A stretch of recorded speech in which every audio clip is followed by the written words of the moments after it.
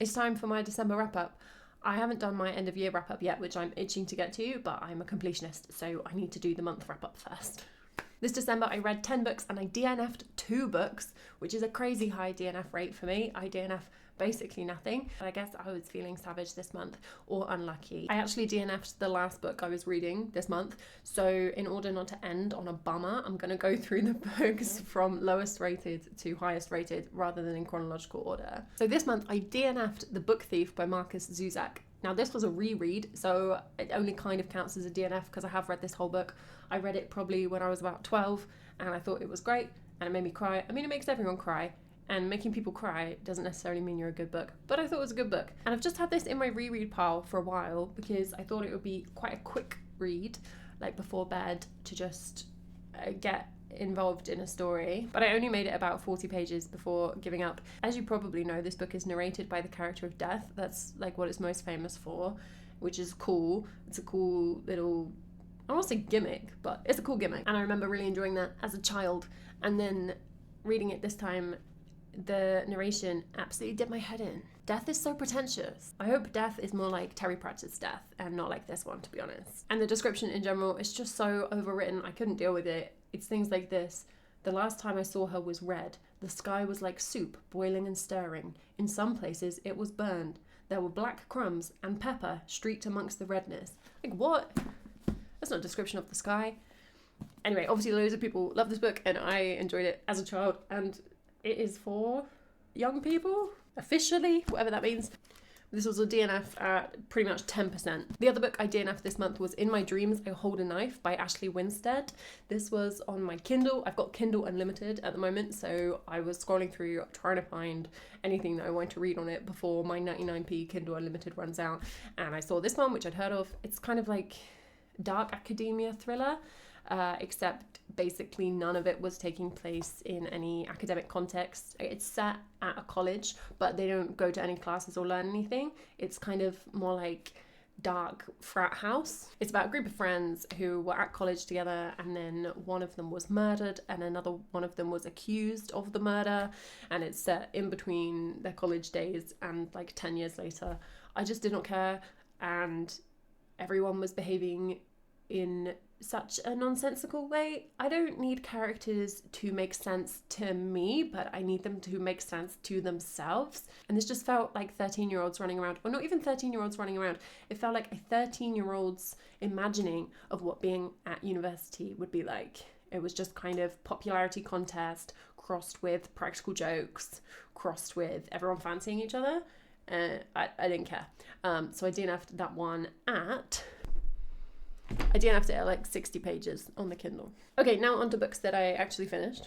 This month for my book club, I read a book called A Cozy Cornish Murder. Is that what it's called? A Cornish Christmas Murder. A Cornish Christmas Murder by Fiona Leach. Very memorable, obviously. I read this on the Kindle. It is a murder mystery set at Christmas time, set on Bodmin Moor, which is a moor in Cornwall, in a big house. A bunch of people are there for an event. Somebody gets killed. The main character of the series is an ex-detective, now caterer, and she's there catering this party, so she gets involved in the murder. It was just like not very good. It's 2 stars for me. 2 stars kind of means I didn't find it offensive, but I did roll my eyes consistently throughout. There's just a lot of strange character moments and weird plot holes. It was a lot of fun actually to discuss in a book club, so I value it for that. But it wasn't a good book and I wouldn't read any others in that series. Then I read another Christmassy murder. I read 3 Christmassy murders this month. It was too much. I read the second book in the Cozy Corgi Mystery series, which I review while baking recipes from the book. You can check the video out here, so I won't go into loads of detail with it. But this was 2.5 stars for me. It was worse than the first one. It was just too rushed. It didn't have much going on. It was more fun to read, like page by page, than the Cornish Christmas Murder. But it didn't have enough meat either in terms of character moments, humour, or actual crime solving. I rated The Alchemist by Paulo Coelho and If Nobody Speaks of Remarkable Things by John McGregor, both as 3 stars, which goes to show the flaws of a rating system, because I would say that If Nobody Speaks of Remarkable Things is a better book than The Alchemist. But given that I don't want to get into like 0.25 stars, they're both 3s. I mentioned The Alchemist in my previous video. This was a book I got given for my birthday. It's like mystical, self-help, follow your destiny, meaning of life stuff, quite readable. There are some cool scenes. There's like magic breastplates covered in gemstones. And some of the points about connecting to the universe and following your dreams are nice. Other points, I think, are more ethically questionable. And none of the female characters got any destiny. So 3 stars. And then earlier in the month, I read If Nobody Speaks of Remarkable Things by John McGregor. So I've previously read Reservoir something by John McGregor, which I really liked, and this is similar in that it's set in location. The Reservoir book is set in a village. This is set on one street, and it covers all different people who live there. It doesn't have a main character. It's almost bird's eye of these people's lives, and this covers just kind of 2 days on a city street. Something happens towards the end which like changes lots of people's lives, but mostly it's about recognizing the interconnectedness and the minutiae of people's lives and the value of boring daily life. It had some really good passages, and overall, like I said, I do think it's a good book. I just think that he obviously developed, and when he does the same idea in the later Reservoir book, is much better, so I would just recommend that one over this one. Next up is Yellowface by R.F. Kuang, which I finally read. I gave this 3.5 stars. Wanted to read something contemporary and like a quick read, so it fit that niche for me. If you've somehow missed Yellowface, it's about an author who has a like friend-enemy relationship with another author. Her frenemy dies. She's Asian American and has an unfinished draft of like an epic novel, and the main character decides to publish it as her own. Just taking it for what it is, it was a fun time. It's also quite fun to go and read loads of critiques that people have written about how Kuang represents the publishing industry completely inaccurately, and how she tries to respond to criticisms of her own writing in this book, making herself like an author insert for this evidently unethical main character, which is quite funny. If this had had a stronger ending, I think it could have pulled it up to a 4-star for me, but it felt like she'd written herself into a corner a little bit and just had to wrap it up somehow. So 3.5 stars. I had a good time, but it's not worth the hype. Another 3.5 star read was the other Christmas murder mystery I read on my Kindle this month. I don't know what happened to me. I read Hercule Poirot's Christmas, which is an Agatha Christie set at Christmas. So this was the best of the 3 murder books I read, but it wasn't the best Agatha Christie I've read. Agatha Christie wrote so many novels. Like, there are so many Poirot novels that unless you're reading all of them, there's no particular reason to read this one over any of the others. It features posh people lying to each other and killing each other in a big country house. Like, it's fun, but not especially memorable. No really fiendish twists or turns. All right, coming in at 4 stars is the only non-fiction I read this month, The Ethics of Ambiguity by Simone de Beauvoir. This is French philosophy about the existential philosophical viewpoint and how it creates ethical imperatives for people's lives, how to live ethically as an existentialist. This was set as a challenge by one of my friends, and I did complete it, so I am proud of myself. I think it was the 29th of December when I finished this, and it's only 173 pages. It was not an easy read. The first chapter of this book is one of the least readable things I've ever read, and I have spent a fair amount of time in academia. That section by itself would be, it would be essentially unrateable because I have no idea what she was saying the vast majority of the time. She talks about Hegel a lot, which is just a red flag for comprehensibility, and it's very academic. But then the second and third portions, which are the vast majority of the book, are a lot more readable.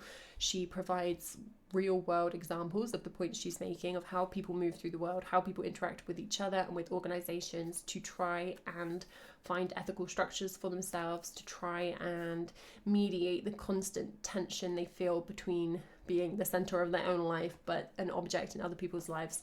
And some of the best sections were where she explained how this relates to big political movements. This was written in the 40s, so she's talking about Nazism and she's talking about the Soviet Union, and it does that really well, kind of explain how philosophy is related to real world politics. And she also argues for a interconnected kind of ethic. She argues that in pursuing your own freedom in life, you have to always be pursuing freedom for others. That's like an ethical imperative, but it's also kind of functionally necessary in order to be free and fulfilled yourself, which I think is cool. And though it's not really a jolly read, it spends quite a lot of time talking about bad things that people do, there is a kind of optimism in it, like a belief in the power of people to live well and to be good to other people. It's explicitly a non-religious viewpoint. Talks about the capacity that people do have to build a paradise on earth rather than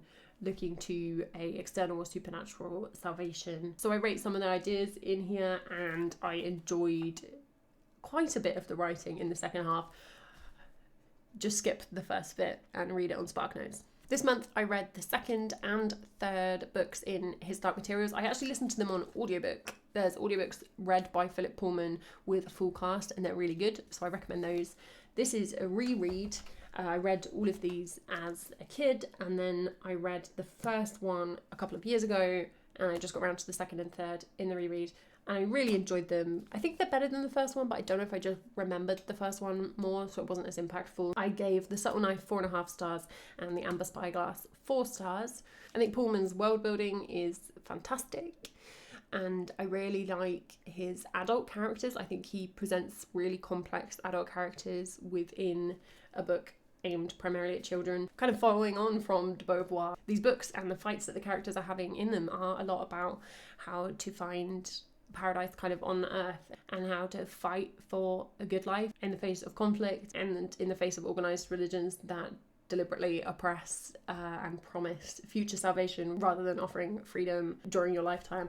When I read these when I was younger, I did absolutely sob at the end of The Amber Spyglass, but I remembered what was coming this time, and I don't know, I'm old and jaded now, so it didn't impact me quite the same way. Also, I guess when I read this, I was probably, 12 or 13, the same age as Lyra and Will, whereas now I'm old, and I was like, it's okay, you're like 13, you'll go over it. I think these are really fun books. They have fun setups, fun characters, but they're also political, serious books making points, and they are infused with Pullman's obvious kind of love for people and belief in the goodness of the world. It reminds me a little bit of Terry Pratchett's humanist, realist, optimist perspective. That was a lot of ists. I sound like an academic. And I'm really glad I reread these, and I'm happy to have them on my shelf. I watched a little bit of the recent TV series' first season, and I couldn't really get on with it because child acting.